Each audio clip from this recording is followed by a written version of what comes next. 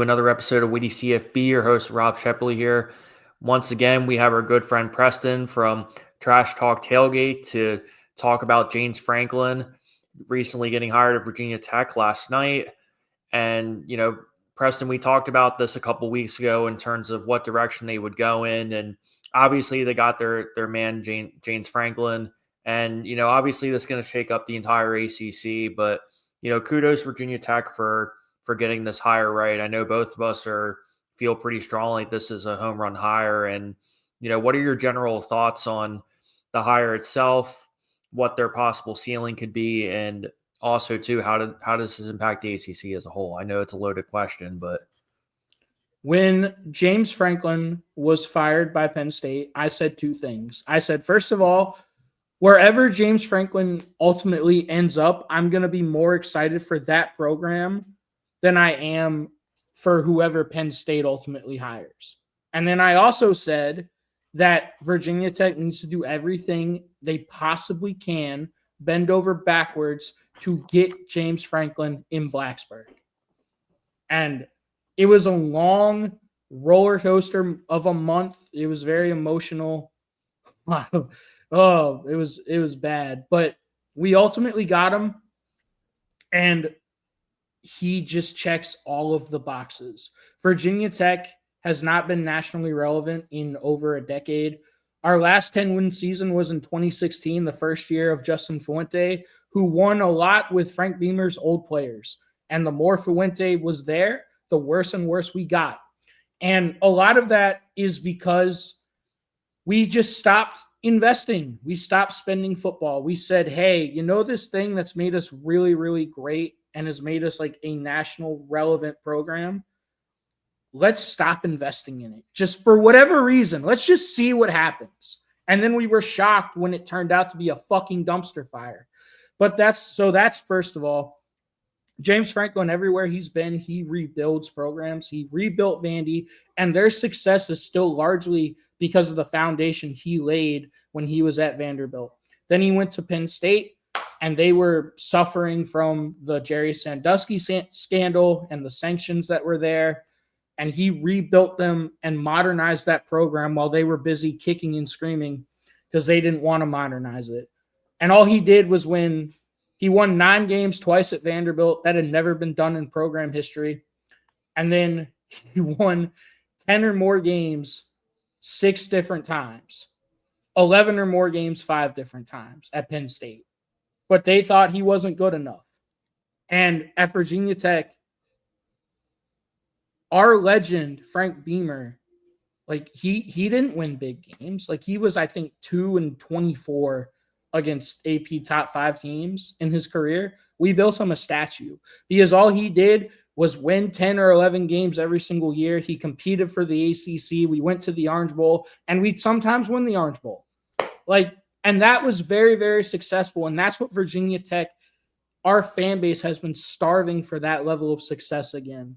And James Franklin is absolutely the man that's going to do it, because he just, look at his track record. He was by far the best coaching candidate on the market in terms of just his overall resume and what he's done at multiple places and the rebuilds that he has been a part of and he has structured. And you had schools like LSU and Florida and Auburn that were still looking for coaches, and we got James Franklin out from under them. For whatever reason, they didn't want James Franklin. We said, hey, we will fucking take him. And I mean, I was skeptical that it was going to get done. Like I said, it was a very emotional roller coaster the last few weeks. I thought we were going to fumble it at the end, but we were able to land him. And then the other thing is, if you're a Virginia Tech fan, you know that James Franklin is an elite level recruiter, especially in the mid-Atlantic region. So like Virginia, the DMV, Pennsylvania, all the way up to New Jersey. That region, that's where Virginia Tech, that's where a lot of our historically great teams were from. Like under Frank Beamer, we dominated Virginia, the DMV, all the way up through Pennsylvania. And a lot of the reason for Virginia Tech's decline over the last decade or so is because literally James Franklin went to Penn State and started taking his pick of all of our players in our own backyard. We couldn't keep a fence around Virginia. And then teams like Ohio State, Clemson, Alabama, Florida State, they all went into Virginia and started taking all of our best players that would historically go to Tech. That's not going to happen anymore. All of those pipelines, all of that recruiting connections and ties that James Franklin has, that's coming to Blacksburg. So it's a home run hire, man. I know I've been rambling, but it's an absolute home run, slam dunk, A+ hire. Yeah, I'm really glad you touched on the recruiting part of this conversation, because to me, out of all the segments I've heard about James Franklin, that's the part that I think gets overlooked a lot.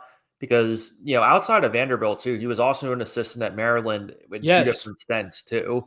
So he knows the area well and he understands it too. And, and we're giving Virginia Cavaliers, we're giving them credit for what they've done this year, right?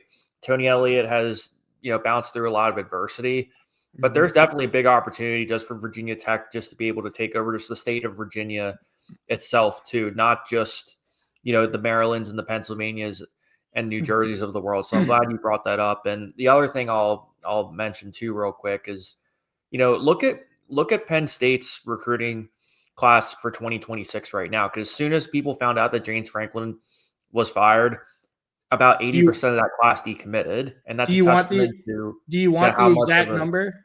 Do you want the exact number? Yeah, if you know it. Yeah, absolutely. 17 decommitments. 17.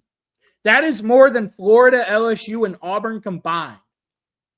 James Franklin is a player's coach, and all of the recruits, all of the players, they love him.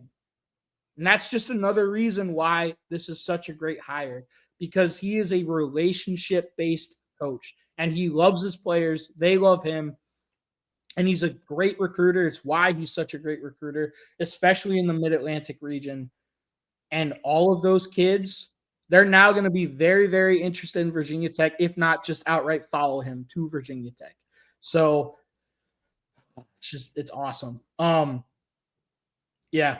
And there's just so many similarities to Penn State and Virginia Tech in terms of just the overall identity. Like when I think of, the early days of Frank Beamer, we're about the same age. So like we kind of lived that experience, but it's just like the grittiness of it, super physical, being able to build those teams, through your offensive, defensive lines, and everything else kind of figured themselves out too. I think James Franklin can kind of pretty much do the same exact mold that he kind of did at Penn State and translate that to Virginia Tech too, especially when you pretty much have a brand new slate.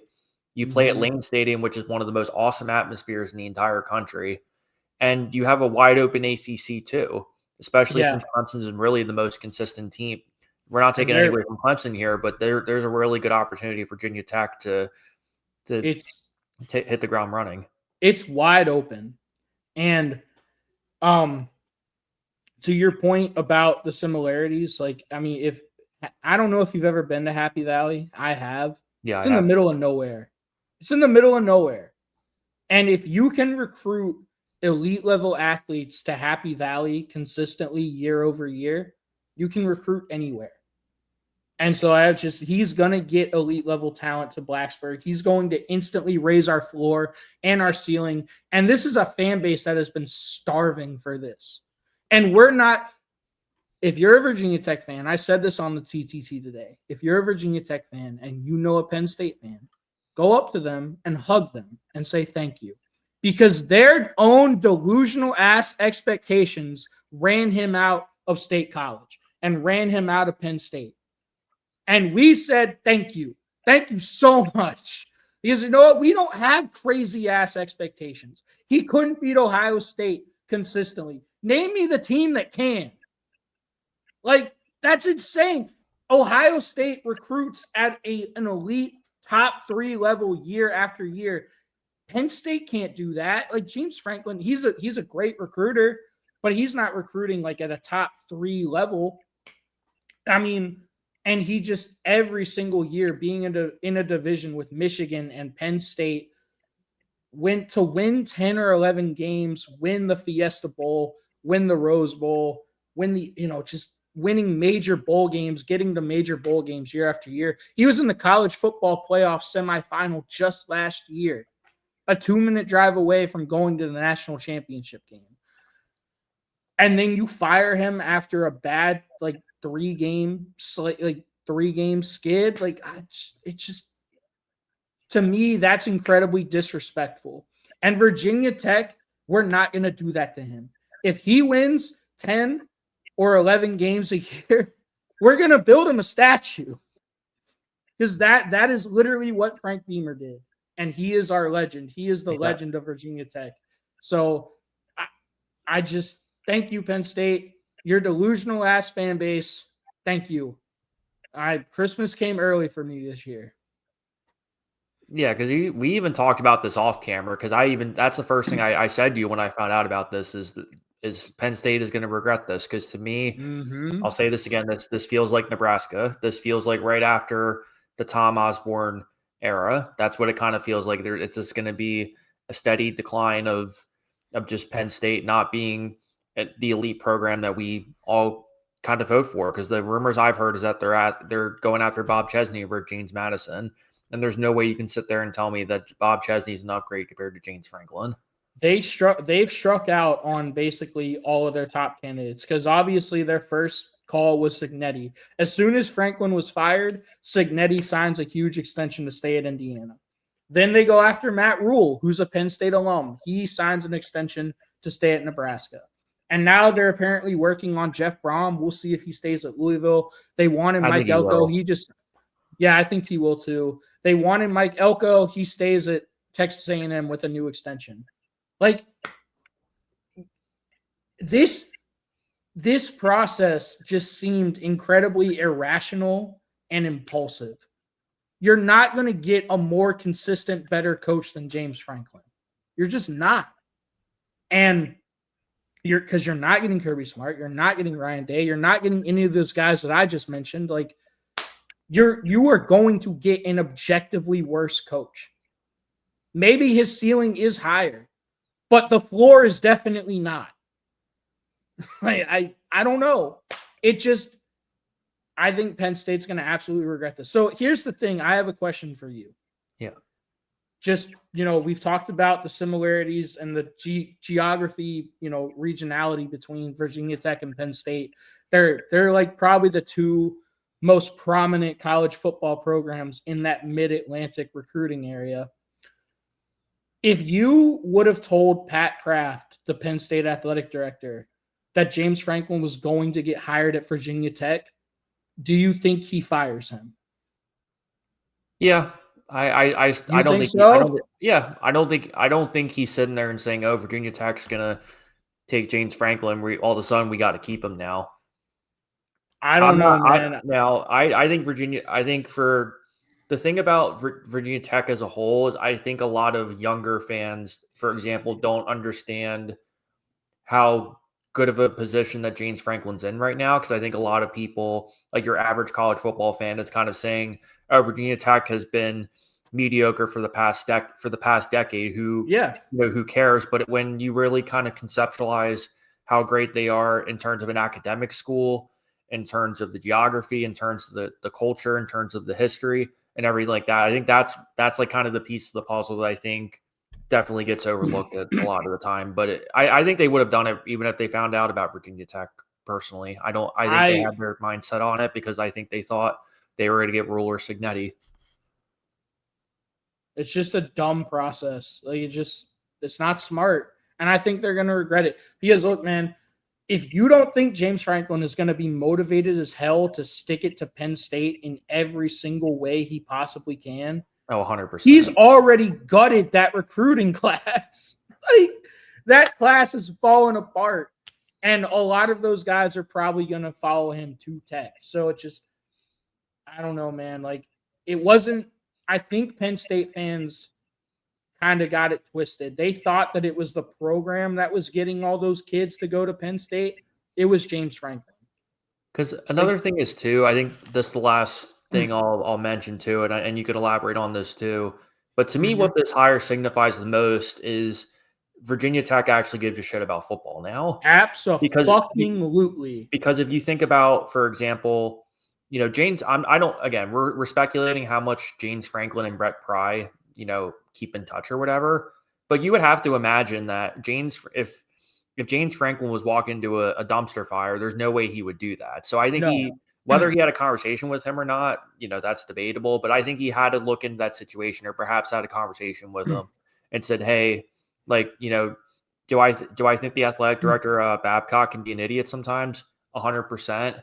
But is it a good enough situation where I know I can turn this around if you give me the keys and you let me build the way that I know I can build? Absolutely, you can make it work." Well, I think that's the other thing. I think to your point, James Franklin is not even sniffing. He's not even considering this job if he doesn't know for a fact that Virginia Tech is really going to heavily invest into the football program. Because that's what he does. He demands excellence from all aspects of the program. He demands real investment. And he held Penn State's feet to the fire. And I think that's why ultimately they got sick of him. But I don't know, man. This is a fan base that has been starving.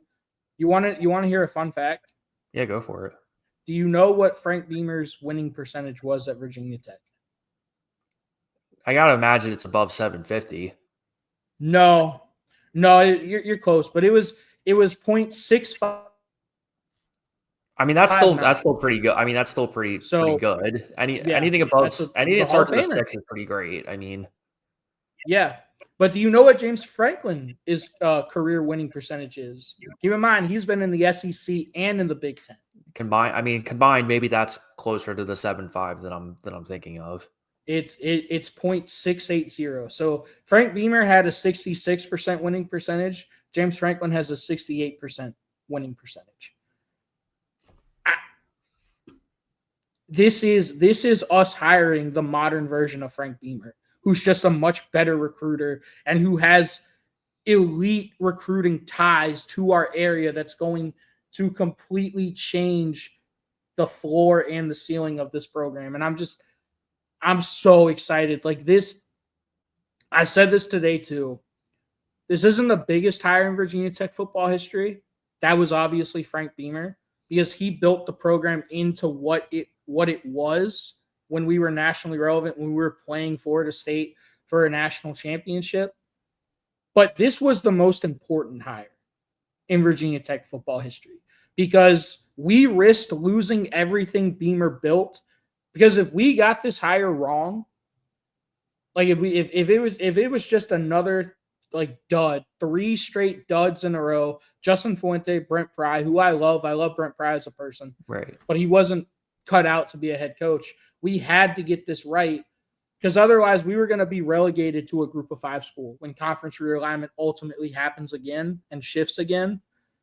And James Franklin is going to instantly raise our floor and our ceiling to be a lot more attractive, get us nationally relevant again. I will be perfectly fine losing top 10 games on the regular, because it means we're playing in them. It means we're playing for something.